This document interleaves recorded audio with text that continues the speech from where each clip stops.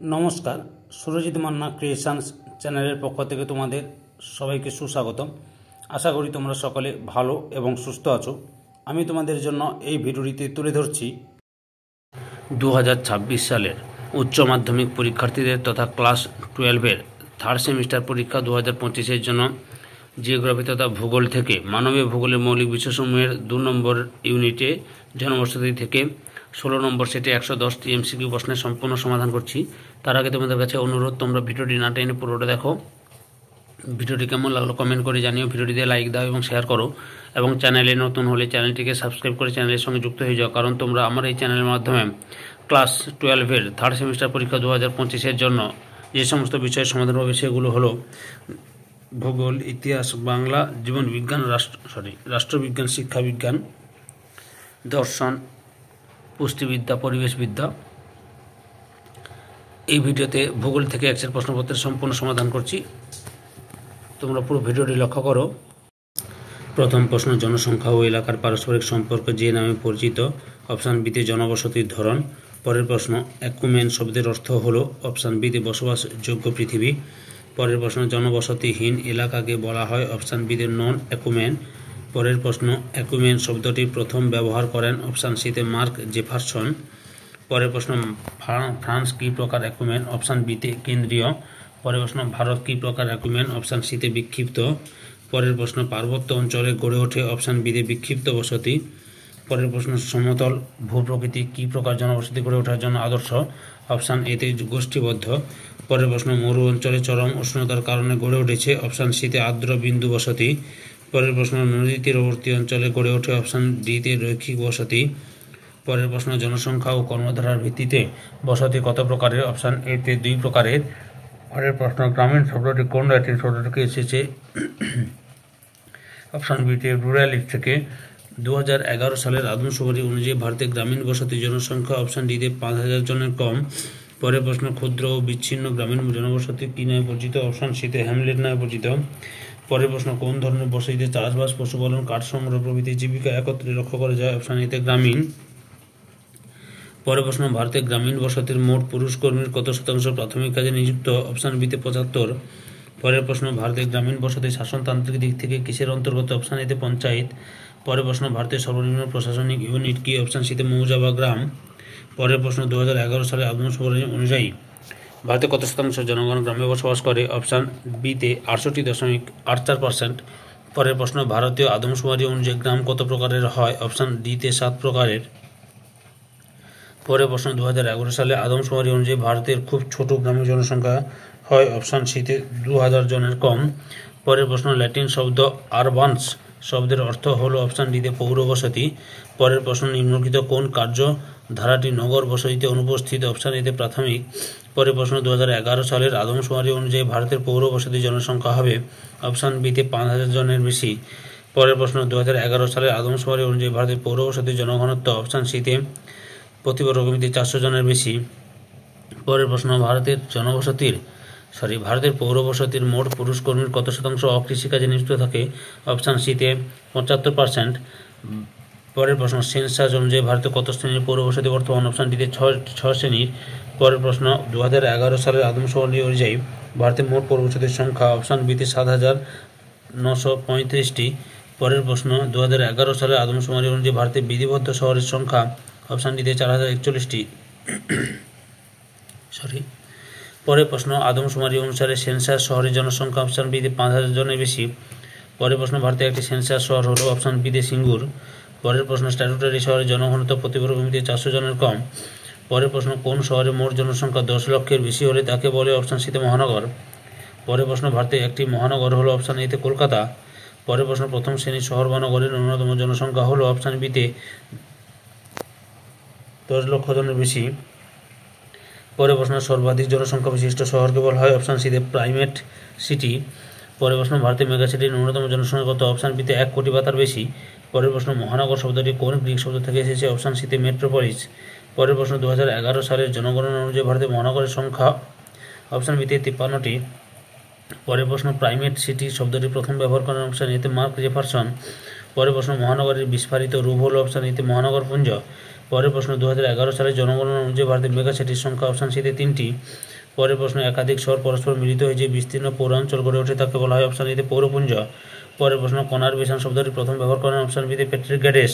পরের প্রশ্ন 2011 সালের আদমশুমারি অনুযায়ী ভারতের মধ্যম মাঝারি নগর হিসেবে স্বীকৃতি পেয়েছে অপশান ডিতে কোরবা। পরের প্রশ্ন 2011 সালের আদমশুমারি অনুসারে ভারতের ছোট নগরের হিসেবে স্বীকৃতি পেয়েছে অপশান বিতে হালিশহর। পরের প্রশ্ন চন্দ্রকোনা কোন শ্রেণীর শহরের অন্তর্ভুক্ত অপশান সিতে পঞ্চম। পরের প্রশ্ন পশ্চিমবঙ্গের দীঘা ষষ্ঠ শ্রেণীর শহর, এর জনসংখ্যা অপশান সিতে 5000 জনের কম। পরের প্রশ্ন পশ্চিমবঙ্গ জেলার সিঙ্গুর হল অপশান ডিতে সেন্সাস টাউন। পরের প্রশ্ন সামাজিক নৈকট্য কোন ধরনের জনবসতি গড়ে ওঠে অপশান বিতে গোষ্ঠীবদ্ধ। পরের প্রশ্ন গোষ্ঠীবদ্ধ বসতিতে জনসংখ্যা হয় অপশান সিতে 5000 থেকে 500 থেকে 1000 জনের বেশি। পরের প্রশ্ন বিশ্বের বৃহত্তম গোষ্ঠীবদ্ধ জনবসতি আছে অপশান সিতে জাপানের কান্টো সমভূমিতে। পরের প্রশ্ন গোষ্ঠীবদ্ধ বসতি একটি নির্দিষ্ট স্থান কেন্দ্রীভূত হয়ে গঠন করে বি অপশান বিতে একক কেন্দ্রিক বসতি। পরের প্রশ্ন বৃহৎ ভৌগোলিক অঞ্চলে কাছাকাছি দুটি গোষ্ঠীবদ্ধ বসতি একত্রে গড়ে তোলে অপশান সিতে দ্বি অনুকেন্দ্রিক বসতি। পরের প্রশ্ন ঝাড়খণ্ডের মেঘাতুরুর হল অপশান বিতে দ্বি অনুকেন্দ্রিক বসতি। পরের প্রশ্ন একাধিক হ্যামলেটে কেন্দ্রীভবন ফলে গড়ে ওঠে অপশান বিতে বহু কেন্দ্রিক বসতি। বন্ধুর ভূপ্রাকৃতিক অঞ্চলে গড়ে ওঠে অপশান বিতে বিক্ষিপ্ত বসতি, অপশান এতে বিক্ষিপ্ত বসতি। পরের প্রশ্ন বিক্ষিপ্ত বসতিকে কয় ভাগে ভাগ করা হয় অপশান বিতে 3 ভাগে। পরের প্রশ্ন গড়ে কতজন মানুষকে নিয়ে বিক্ষিপ্ত বসতি গড়ে ওঠে অপশান ডিতে 50 থেকে 500 জন। পরের প্রশ্ন ভারতের মালভূমি অঞ্চলের বিক্ষিপ্ত বসতি গঠিত হয়েছে কোন উপজাতি দ্বারা অপশান এতে ভিল।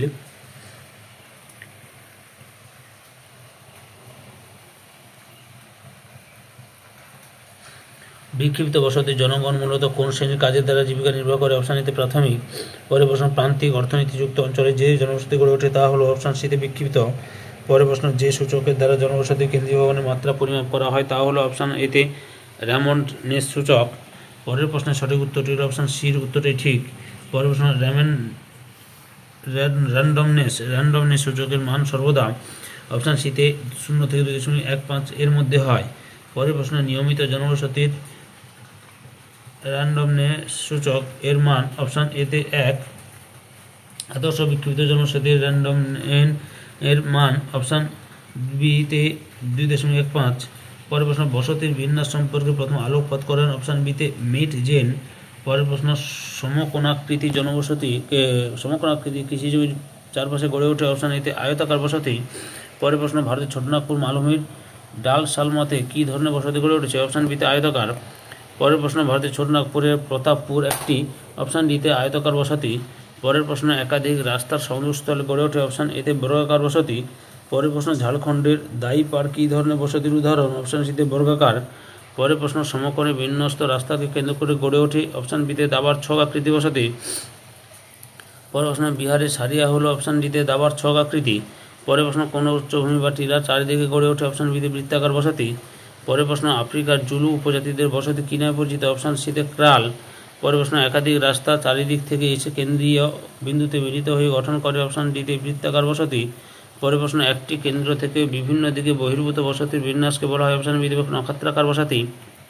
পরের প্রশ্ন পাখার ন্যায় বিন্যস্ত গ্রামীণ বসতি দেখতে অপশান সিতে শঙ্কুর আকৃতির। পরের প্রশ্ন ফেরিঘাট অঞ্চলে গড়ে ওঠে অপশান এতে শঙ্কু আকৃতির বসতি। পরের প্রশ্ন নিত্যবাহ নদীর দুই পাড় বরাবর যে জনবসতি গড়ে ওঠে তা হলো অপশান বিতে রৈখিক। পরের প্রশ্ন দুটি রাস্তা পরস্পরের সঙ্গে সমকোণে এসে মিলিত হলে সেখানে কোন আকৃতির বসতি গড়ে ওঠে অপশান সিতে এল আকৃতির। পরের প্রশ্ন 3 দিক থেকে 3টি রাস্তা একটি কেন্দ্রবিন্দুতে মিলিত হয়ে যে রৈখিক বসতি গড়ে ওঠে তা হলো অপশান বিতে ওয়াই আকৃতির। পরের প্রশ্ন কুণ্ডলী আকারে বিন্যস্ত বসতির বিন্যাস কোন আকৃতির বসতি গড়ে তোলে অপশান ডিতে নীহারিকা। পরের প্রশ্ন গঙ্গা যমুনা দোয়াব অঞ্চলে গড়ে উঠেছে অপশান সিতে নীহারিকা বসতি। পরের প্রশ্ন দুটি নদীর সঙ্গমস্থলে গড়ে ওঠে অপশান এ ত্রিভুজ আকৃতি বসতি।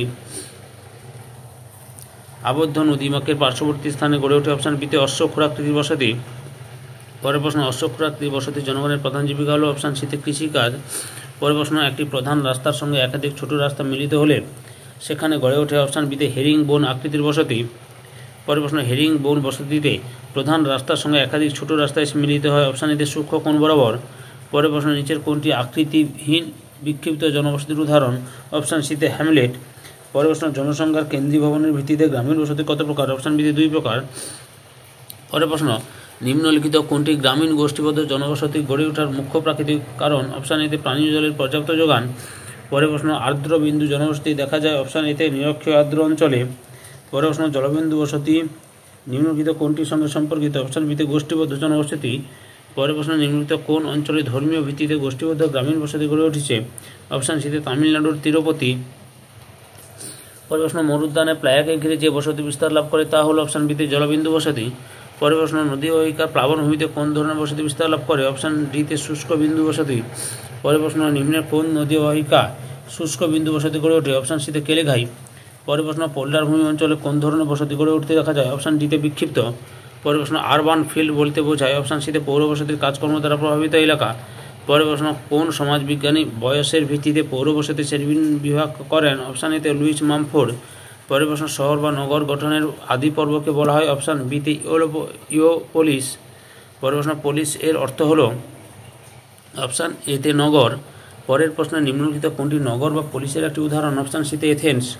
পরের প্রশ্ন, কৃষিভিত্তিক কাজ ও খনিকে কেন্দ্র করে গড়ে ওঠা গ্রামীণ জীবন ধারার প্রভাবযুক্ত ক্ষুদ্র পৌর বসতি হল? অপশান সিতে ইওপোলিস। পরের প্রশ্ন, মেট্রোপলিস শব্দের অর্থ? অপশান বিতে মাদার সিটি। পরের প্রশ্ন, মুম্বাই, দিল্লি, কলকাতা ও চেন্নাই কোন ধরনের পৌর বসতির উদাহরণ? অপশান এতে মেট্রোপলিস। পরের প্রশ্ন, মহানগরের জনসংখ্যা কমপক্ষে? অপশান ডিতে 10 লক্ষ। পরের প্রশ্ন, নিম্নলিখিত কোনটি মহানগরের একটি উদাহরণ? অপশান বিতে চেন্নাই। পরের প্রশ্ন, মেগালোপলিস শব্দের প্রবর্তক হলেন? অপশান ডিতে গডম্যান। এই ভিডিও লাস্ট প্রশ্ন, পৌর বসতি বিকাশের সর্বশেষ পর্যায়টি হল? অপশান সিতে মেগালোপলিস। ধৈর্য সহকারে সম্পূর্ণ ভিডিওটি দেখার জন্য তোমাদের সবাইকে অসংখ্য ধন্যবাদ। আজকে এই পর্যন্ত, পরবর্তী ভিডিওতে আবার দেখা হবে। Tata, bye bye.